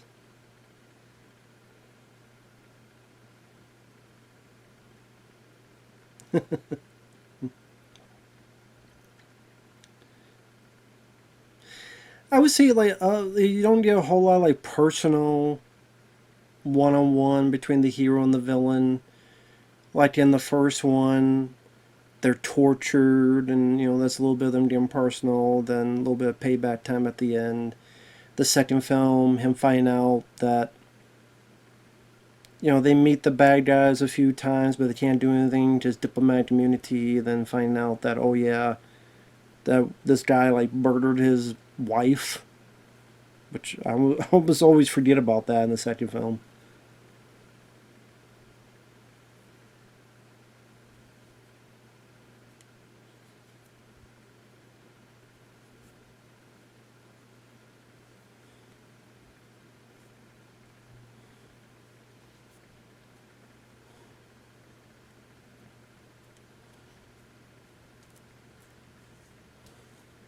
Cop killers.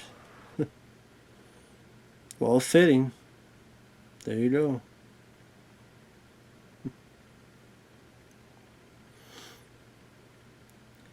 I mean, yeah, I would say that's one of the few weak points for me as the film is the villain, and I don't even know if it's Stuart Wilson's fault or not. It's just, is his villain really worthwhile of Riggs and Murtaugh? Not really. You first. I like the idea of a dirty cop. I think that I like that, and I don't mind the story behind it. It's just, again, he's one of the more forgettable trope. One of the more forgettable parts is the villain.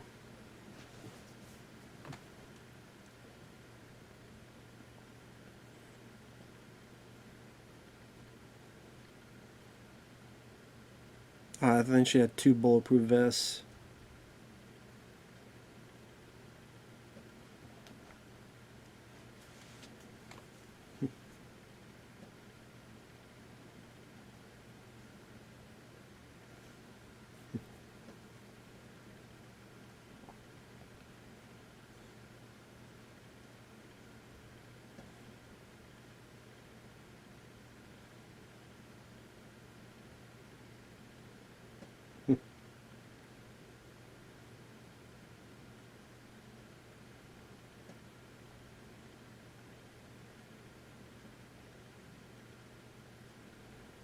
Just trying to do what you probably do, Riggs.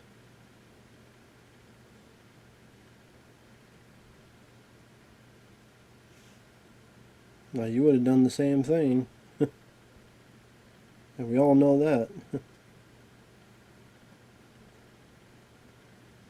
Well, don't tell me any lies.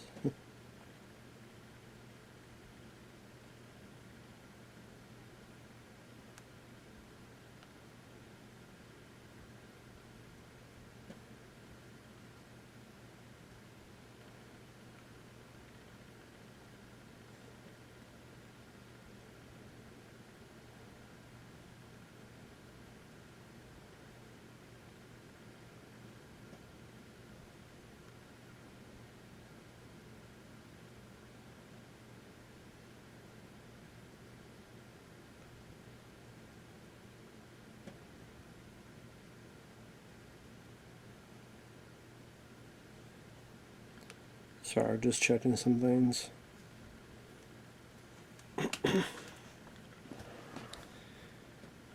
Now this is nice because this is kind of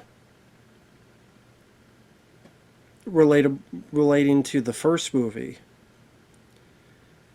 Because in the first movie, the first time we see Murtaugh is him in the bathroom, and like, "Happy birthday to you, happy birthday to you," and he has got like the full beard.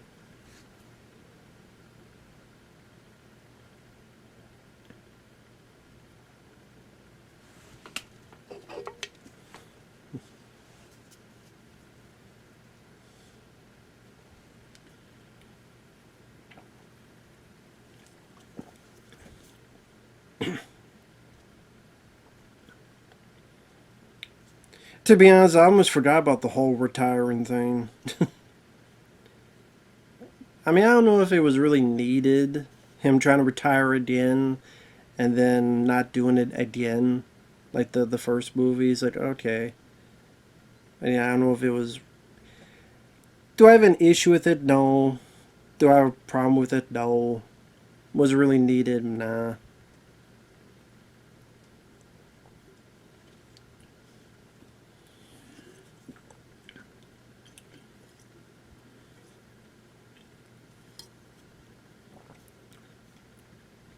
Oh yeah, he tells you don't to stay in the house.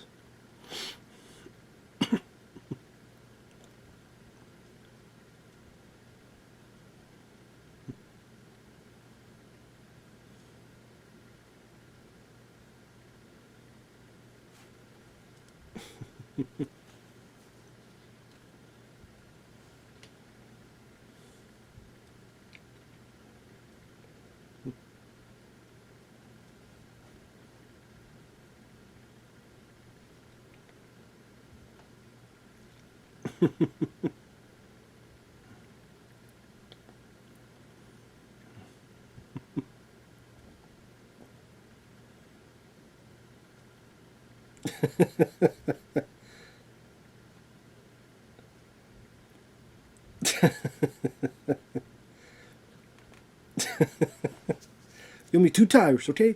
Does the tires?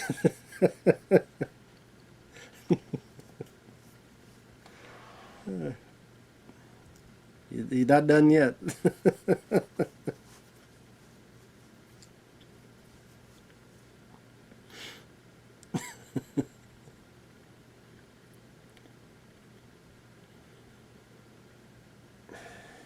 But yeah, you don't need a Lethal Weapon 5, going back to that where I said much earlier in the commentary, because, like, what are you going to do? Richard Donner has passed away. Like I said, Danny Glover, I know people that have met him within this year. He's not, he takes too long to understand, he takes too long to sign something.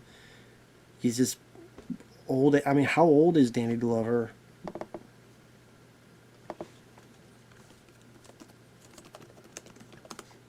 79 years old. He's 79 years old. I don't know when his birthday is. Actually, I'm curious. Danny Glover birthday. July 22nd, so he's 79.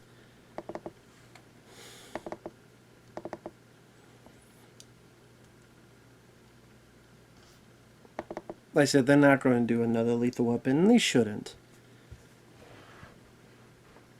Even if they were pre-production, even if they were writing the script now, like getting things settled and ready, they just say they're ready doesn't mean they're ready. They just, let's say they start next year, he'll be 80 years old. No, he can't do anything. He would be retired because he's not going to have an 80-year-old fucking cop. So, I mean, what would the story be?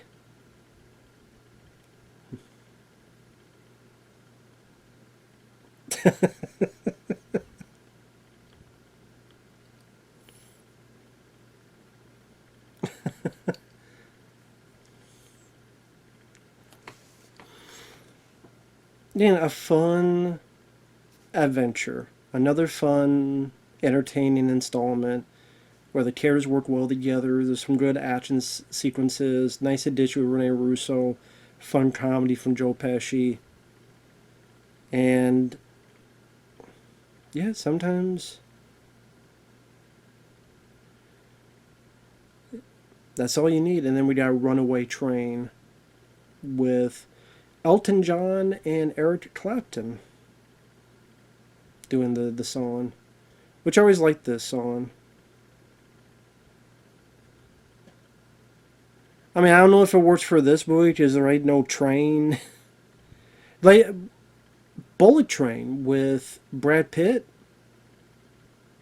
Like that would have been cool to have that song playing in that movie. That would have fit. Here, I like the song. It just, yeah, there's no train. Well, I guess technically there is a train. To be fair, there is a train because he gets on the front of it, but It's not, Runaway Train. But it's still, a good song.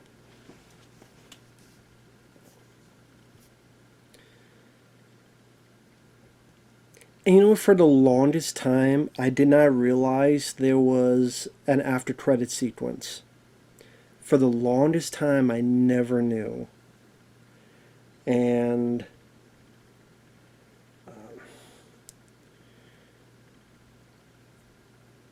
never knew.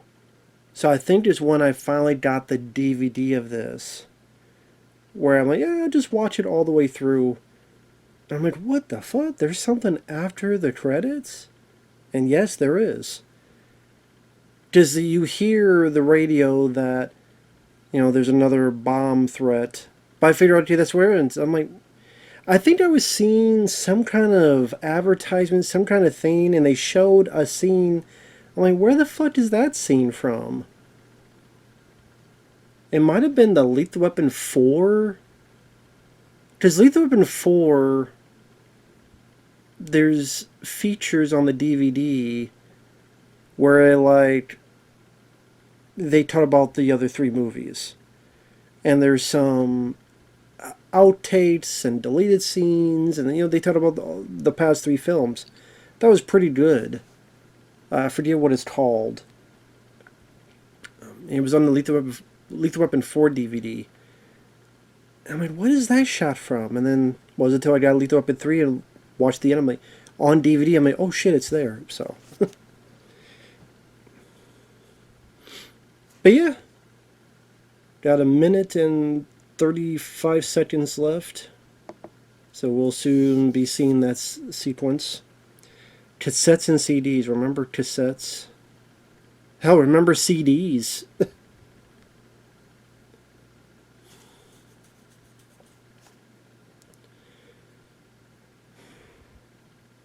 I do remember having CDs, and now I just go on YouTube. If I want to listen to a song, I just go on YouTube. Or people have an iPad, or you just have your phone, open up YouTube and find a song and just listen on there, stuff like that. So, or your iPod, or whatever the case. So yeah, coming up here after this will be the scene. Yeah, I never knew this scene existed until years and years later.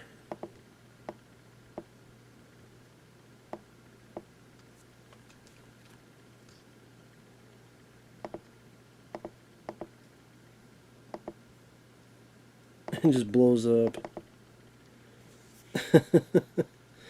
Now, obviously, those are stand-ins. They're not going to have Mel Gibson and Danny Glover just for that.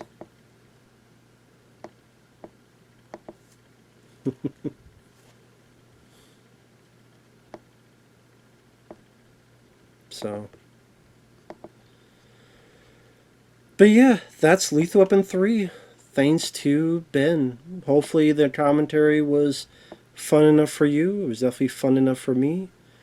Thank you guys. Take care everyone, and we will see you in the next video. Bye-bye for now.